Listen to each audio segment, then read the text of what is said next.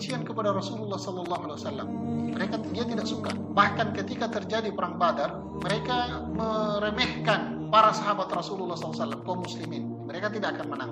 Akan tetapi dengan kemenangan yang diraih secara gemilang oleh kaum muslimin pada waktu itu, ini kemudian menjadikan nyali mereka menjadi ciut. Ternyata kaum muslimin punya kekuatan yang besar. Mereka mampu mengalahkan orang-orang Quraisy. Sementara mereka menganggap bahwa orang-orang Quraisy ini adalah orang-orang yang terpandang.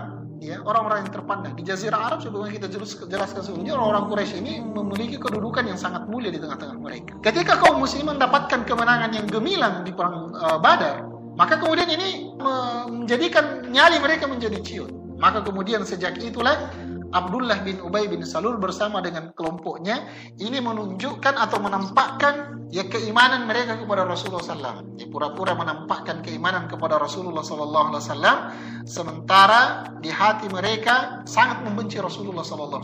Yang kita kenal dengan kemunafikan. Berbeda apa yang dinampakkan dengan apa yang disembunyikan di dalam hatinya. Tidak sejalan antara perbuatan dengan apa yang tersembunyi di dalam hatinya. Nah, ini fenomena baru yang dihadapi Rasulullah. Kemunafikan di tengah-tengah kaum muslimin ini juga fenomena baru yang dihadapi oleh Rasulullah SAW. Kenapa? Karena fenomena ini tidak didapatkan di kota Makkah. 10 tahun berdakwah di kota Makkah. Itu tidak 13 tahun ya, itu tidak pernah muncul fenomena-fenomena kemunafikan seperti ini. Ada orang terbagi ke dalam dua keadaan. Kalau dia beriman, dia nampakkan keimanannya, dan kalau dia menentang Rasulullah SAW, dia menampakkan permusuhannya. Jadi terpisah secara jelas, nampak secara zahir di hadapan kita. Adapun fenomena kemunafikan ini baru muncul di kota Madinah. Ada orang yang mengaku mencintai Rasulullah, beriman kepada Rasulullah, akan tetapi di dalam hatinya menyimpan kebencian yang besar kepada Rasulullah SAW. Kebencian Abdullah bin Ubay bin Salul ini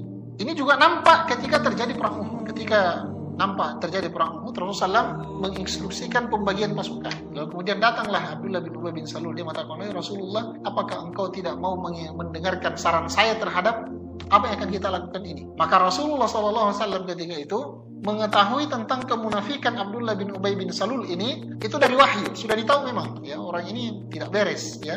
Maka kemudian Rasulullah SAW meninggalkan dia dan dia diacuhkan, tidak didengarkan sarannya, dan ini memunculkan kebencian yang besar di dalam, kemarahan besar dalam hati Abdullah bin Ubay bin Salul. Maka dia kemudian memprovokasi kaum muslimin yang lemah untuk kemudian tidak ikut dalam peperangan itu. Sampai sepertiga dari pasukan kaum muslimin itu beralih, ya, tidak jadi ikut perang. Dan ini tentu membuat para sahabat Rasulullah SAW menjadi sangat marah. Bahkan anaknya sendiri yang juga bernama Abdullah, jadi Abdullah bin Ubay bin Salul. Ini Abdullah bin Ubay bin Salul bahkan minta kepada Rasulullah, ya Rasulullah, utus saya kepadanya dan saya bunuh.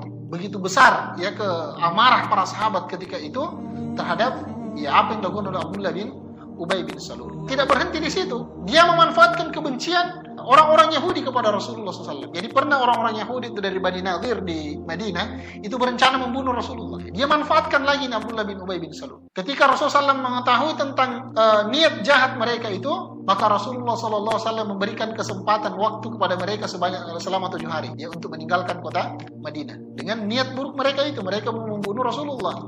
Rasulullah mengatakan, ya, berikan kesempatan selama 7 hari untuk meninggalkan kota. Tapi apa yang dilakukan oleh Abdullah bin Ubay bin Salul? Dia kemudian memprovokasi mereka agar tidak meninggalkan kota Madinah dengan berbagai macam janji-janji yang dilakukan. Kemunafikan Abdullah bin Ubay bin Salul ini bahkan nampak dalam upaya memecah belah, membenturkan sesama Ahlul Bait Rasulullah SAW. Kalau kita pernah mengikuti kajian kita sebelumnya tentang hadithul ifki, ya, fitnah yang dituduhkan kepada Ummul Mukminin Aisyah radhiyallahu taala anha bahwa beliau berzina dengan Safwan radhiyallahu taala. Ini adalah ya kerjaan orang-orang munafik di Madinah ketika itu yang dimotori oleh Abdullah bin Ubay bin Salul. Dia hembuskan fitnah sampai kemudian ya terjadi simpang siur yang sangat besar di tengah-tengah kaum muslimin ketika itu. Nauzubillahi min dzalik. Ini bahayanya keberadaan orang-orang munafik di tengah-tengah kaum muslimin. Makanya kalau kita melihat sekarang, keberadaan orang-orang munafik di tengah-tengah kaum muslimin itu menguatkan ya permusuhan orang-orang Yahudi dari dulu. Makanya kalau sekarang ini Israel ini ya, orang-orang Yahudi di Israel yang kemudian terus melakukan intimidasi terhadap kaum muslimin di Palestina itu sekarang kuat, ini wallahu a'lam bisa saja dipengaruhi karena keberadaan orang-orang munafik di tengah-tengah kaum muslimin yang juga mungkin masih kuat. Sehingga ini perlu kita antisipasi ya.